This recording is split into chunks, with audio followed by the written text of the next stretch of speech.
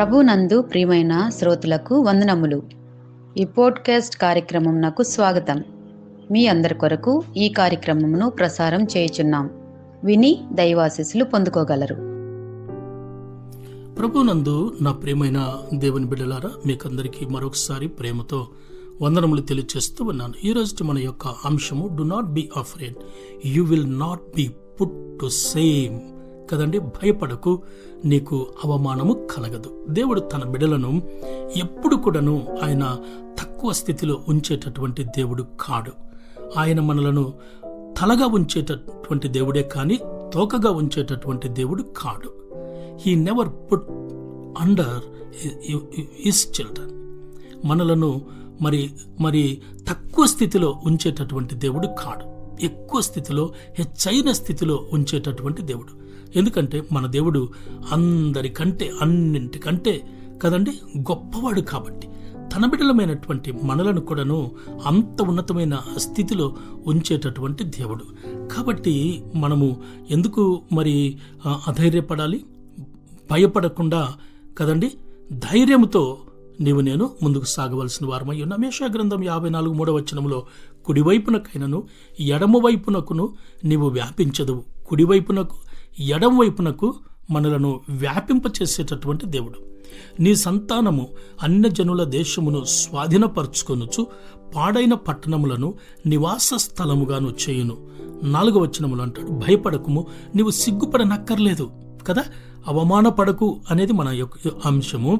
ఇక్కడ యెషయాతో మాట్లాడుతూ నీవు సిగ్గుపడనక్కర్లేదు, అవమానమును తలంచకుము, నీవు లజ్జపడనక్కర్లేదు, నీవు నీ బాల్యకాలపు సిగ్గును మరచుదువు, నీ వైదవ్యపు నిందను ఇక మీదట జ్ఞాపకము చేసుకొనవు. ఇక ముందు నీవు చిన్నతనంలో ఉన్నప్పుడు లేక కొన్ని సందర్భాలలో నీకు అనేక విధములుగా నీకు అవమానం జరిగి ఉండొచ్చు, అనేక విధములుగా నీవు లజ్జపడి ఉండొచ్చు. వాటన్నింటి నుండి నీకు దూరం చేసి నన్ను నీకు సమీపంగా చేసుకుంటాను. కాబట్టి అవమానము నీకు దూరమగునుగాక. కదండి, అవమానాన్ని కదండి, ప్రతి సిగ్గును, ప్రతి లజ్జను మనకు దూరం చేసి మనలను దేవుడు తనకు సమీపంగా ఉంచుకునేటటువంటి దేవుడై ఉన్నాడు. యెషయా గ్రంథం 61:7 మీ అవమానమునకు ప్రతిగా రెట్టింపు ఘనతనందుదురు. ఎంత గొప్ప మాట అండి! ఈ ఉదయ కాలంలో మన అవమానానికి బదులుగా రెట్టింపు ఘనత. నీవు ఒక స్థలములో అవమానించబడితే ఏదో ఒక రోజు తప్పకుండా అదే స్థలములో అదే వ్యక్తుల మధ్య నీకు ఘనతనిచ్చేటటువంటి దేవుడు. నిందకు ప్రతిగా తాము పొందిన భాగమును అనుభవించి వారు సంతోషించుదురు. వారు తమ దేశములో రెట్టింపు భాగమునకు కర్తలగుదురు. నిత్యానందము వారికి కలుగును. నా ప్రియమైన దేవుని బిడ్డలారా, దేవుడు చూడండి ఎంత అభయాన్ని ఇస్తున్నాడు, ఎంత గొప్ప మాటలతో మనలను ధైర్యపరుస్తున్నాడో.